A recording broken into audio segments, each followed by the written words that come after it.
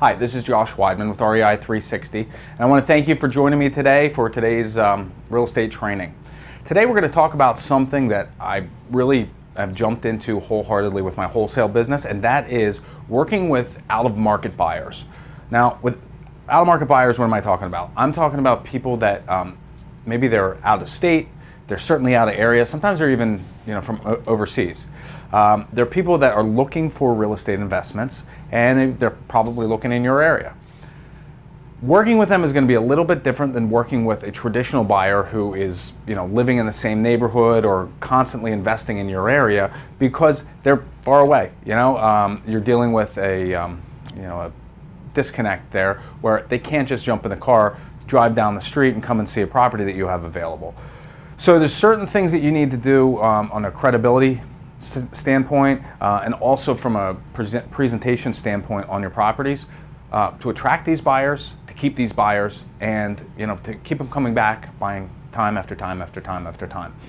Some of the advantages of working with people from out of the market are that a lot of times they are they're looking for a package. They're looking for everything put together for them as a hands-off investment. They're often willing to pay a little bit more, and especially when you've got people coming from markets like Southern California where you have such high home prices that a real estate investment there is going to it prices most people out of the market. Or buyers from overseas where again home prices are so high that it prices somebody out of the market. They come into your backyard and they see that they can purchase an investment property that's going to cash flow for them, put some money in their pocket every month for a fraction of the cost of what a property would cost in their neighborhood. It's attractive. So again, working with these out-of-market buyers, one of the major advantages is that you're going to get probably a few more dollars for the property. You can expand your margins and make more money. But first, what we need to do is to establish some credibility with these buyers. And the first part of establishing credibility is to be honest.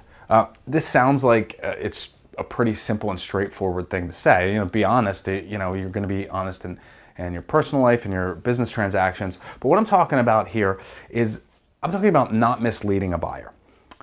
These out-of-market buyers often have resources and connections that will lead to more properties being purchased and more buyers. So if you're not an ethical person, be motivated by the continual cash flow stream that's going to come in from these out-of-market people. When you're presenting a property, you want to use honest comps, you want to use honest construction figures, and you want to use honest feedback. You are going to know your market much better than these investors. You want to give them the truth in analyzing deals, analyzing projects, so that they build confidence. It builds credibility. They're going to come back to you over and over and over again. The second part of establishing credibility is to define your process. Maybe you've only wholesaled a few deals. Maybe you've wholesaled a ton of deals. If you don't have a defined process on what comes first, second, third, what you're doing, and completing each part of the wholesale process, it's going to be confusing for your buyers. I mean, this is true across the board, but it's even more so when you're dealing with somebody that is halfway across the country or halfway across the world, where laws are going to be different.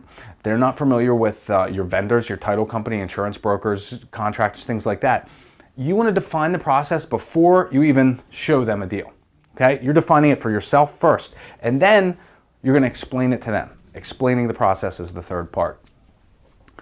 This is going to, essentially what you're doing here is you're creating small promises. Small promises. You know that your process looks like this. I got a little diagram here, but what you're going to tell them is, look, here's what I'm going to do for you. I'm going to present you with the deal. You're going to take a look at it. You're going to analyze it. And if it's something you're interested in, we'll take the next step. At which point, I'm going to send you an agreement, and I'm going to require a deposit. You sign the agreement, you send it back to me, and you send a deposit to my title company. Well, then we go to the next step. From there, my title company, they're going to put together a closing packet. They're going to do this with the seller as well, but they're going to do this for you. They're going to put together the packet, they're going to send it off to you electronically. You print it out, you take it to a notary, have it notarized, and you put it in the overnight package and send it back to the title company. Once they receive it, they're going to touch base with you and say, hey, wire the funds. You wire the money to purchase the property, and then we're going to go to settlement. And from there, you're going to receive electronic copies of all of the recorded documents and things like that on the very same day as settlement. A few days, weeks, depending on the area. Later, you'll get the original documents in the mail. Now, this is 5 simple steps. These are 5 simple promises that you can keep with every single buyer. And what this allows you to do is to develop credibility so that when things go wrong, it's not that big of a deal. So you're telling your buyer, hey, I'm going to present you with a project. So when you present them with a project, they take a look and say, hey, this is something I'm interested in. Step 2, I'm going to require a signed agreement and a deposit. When that happens, hey, it's another plus in the, something in the plus column that you're doing. And as you go along the way in the process, you're creating more and more credibility. The 4th step in that credibility process is to provide clarity. As I mentioned, these people are half the country away, sometimes half the world away. Different states have different laws. Some, in North Jersey, and there is you can't go to settlement without an attorney present. South Jersey, that's not the case. Pennsylvania, that's not the case. So there is the different things going on in different states. So you need to be clear. You need to be clear about what services you provide. I know with my company, I'm blessed to have a property management company. I have contractors that I work with. I have an established relationship with title companies. I certainly have a home buying company and property location company, wholesale company. I can, provide a all-in-one resource for people to come in and purchase an investment property. Everything from acquisition, construction, management, repairs, anything like that. If that's not what you do, just define what you do. If your process is, hey, my job is to go out and find you a good deal. That's what I do. That's the extent of what I do. We'll get into, providing those add-ons for these out-of-area buyers, out-of-market buyers in a couple minutes here. But for now, you want to define to them and be very clear about this is what you can expect from me and my services. Second, set your expectations. Set their expectations, be clear about it. Here's what's expected from you. If I send you a deal, I want an answer, yes or no. I'd really love some feedback on why, yes or no, so that I can go out and look for those deals again, so that I can provide you with the type of investments that you're looking for. Here's what I expect from you as the buyer. This is my process. I expect you to adhere to this process. If you tell me you want the property, I need a signed agreement from you, and I need a deposit. You just want to be clear with your buyer right up front. Set the rules of the game, then there's no confusion. Then there's no back and forth and nothing gets lost. Clear about the process, that's pretty much the same thing. This is how you work. Clearly explain that to your buyer and make sure that they follow your rules. And then clear about timelines. If you've ever wholesaled a property before, you know that there are some properties that you have plenty of time to find a buyer to get the settlement. And then there are others when you have a very short period of time. Must close by the end of next week or the deal goes away. You need to communicate that to your buyers so that they understand, hey, look, if they're a cash buyer, they can purchase this next week. Everything is ready to go.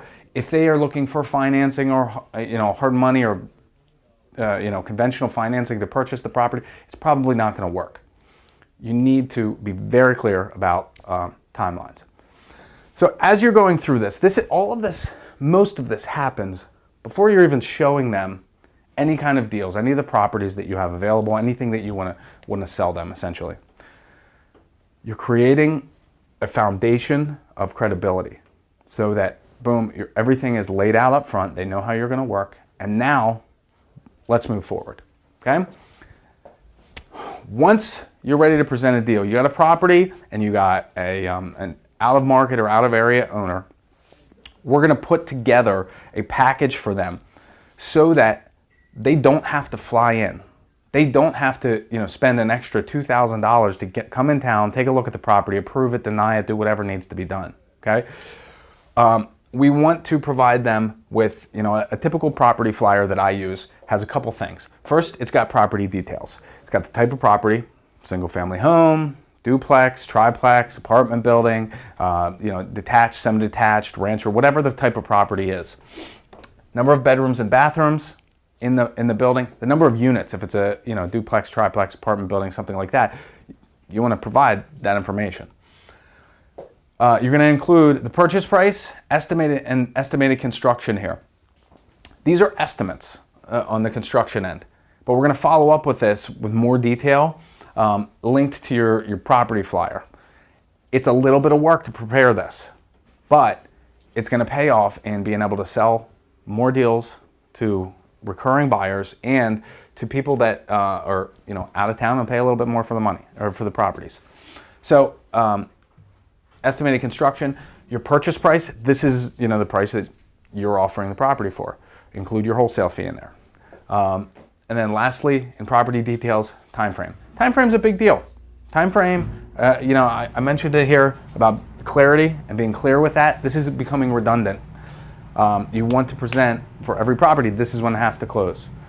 We don't want any misconceptions. We want everybody on the same page.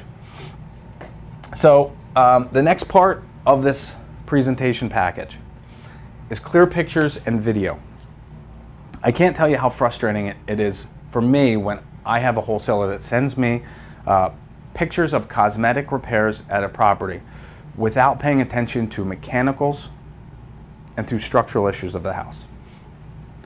Or they do an estimated construction breakdown without including those type of items. So when you're doing your pictures, you want to take clear pictures of every room in the house. If your camera does not have a fisheye or it really can encompass everything there, I have an iPhone. I use the panoramic view. It's perfect for getting a wall-to-wall picture of everything that's going on in the room. You're going to do that in every room, the basement, and you're going to take special attention to look at the roof. If you can, if you can see it from the inside of the house.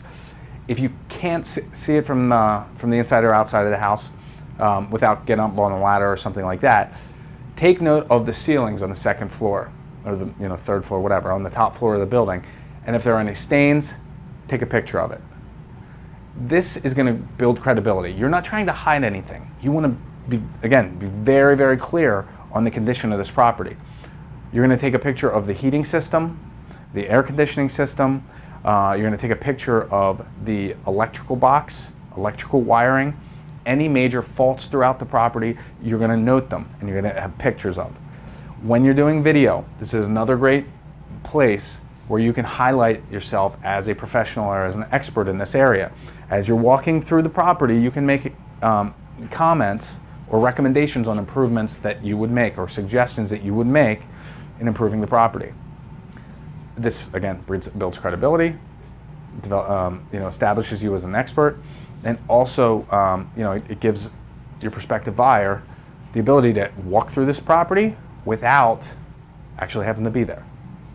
So, boom, we've got property details, clear pictures and video. I provide some additional resources and supporting material.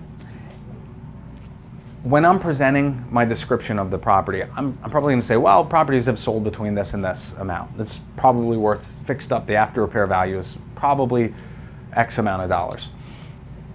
Well, I need to support that. I'm going to support that with comparable sales. I'm going to have a list of all of the recent sales of similar properties within a certain distance from the house, same number of units, bedrooms and bathrooms, and the condition that the property will be in after it's been repaired. Second, construction scope of work. I'm going to produce a construction scope of work that corresponds with the construction estimate that we have up here. Where is that $25,000 or $30,000 in construction going? What are we going to do with, what's required in that construction. Remember, when you're doing this and you're walking through the property, the idea here is to present a construction estimate that's going to bring the condition of that property up to the top of the market, so that when you're looking at the comparables and you say a house sold for $200,000, we're looking at apples and apples. We're looking at properties that are in great shape and improved. So we have to do the same work on our subject property that we're wholesaling, so we can compare the two. The last thing I include is a pro forma. Pro forma is essentially a financial analysis of the investment. Usually these are used for long-term investments, rental properties. They can also be used for flips, but it's a breakdown of the income, expenses, and cash flow of the property. It allows you to show a return on investment, a cash-on-cash return on investment, compared with if they finance the property, what their different return on investments are going to be. Now, once we've gone through this, that's how I'm going to be presenting this to the buyer. One thing that I mentioned earlier is that I'm in a very interesting position where I can offer a lot of services to these out of market buyers. I can offer a hands-off investment where they send the money, we'll do the acquisition, the construction, place a tenant, collect rents, and essentially it's a stock or a bond for them. It's a hands-off investment. You could do the same thing even if you don't have the resources at your fingertips. And the nice thing about this is that you can get a referral for connecting the dots. Basically, what we want to do is we're going to provide our clients with an added value.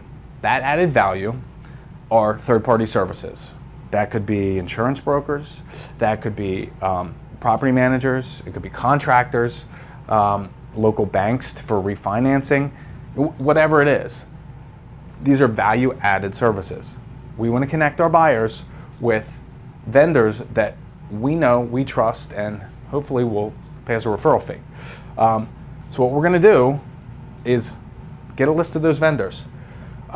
This can allow you, as I mentioned, to increase the revenues. Increase revenues when you refer business.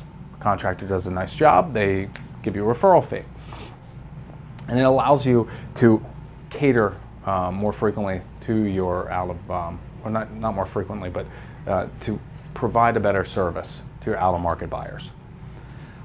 This also is a great time for contractor lists to correspond the scope of work and the construction estimate to these contractors. If you know that you have a contractor that says, okay, I can do this job on this scope of work for $25,000, well, you can build that in and tout that. Hey, this contractor, licensed contractor, will do the work for $25,000. This is what's included. Boom, boom, boom. It's a really nice value-added service. You're putting the whole package in front of these buyers. All they have to do is write a check and either collect the monthly income or flip these properties. They can make money as a hands-off investment. So the idea here is finding more deals, developing more buyers, providing better service to those buyers, and making more money. And this just continues to go and go and go and go and go. Whether you have a buyer's list locally of 2 or 3 people, or 2 or 3,000, 20,000, 30,000, whatever, working with out-of-market buyers is really advantageous. It's something that I've added to my wholesale business, and it's paid back dividends time after time after time, month after month. So I recommend you look into it. This is how you do it, and that's it. Thanks for joining me for today's training, and until we see you again, best of luck in your real estate investing.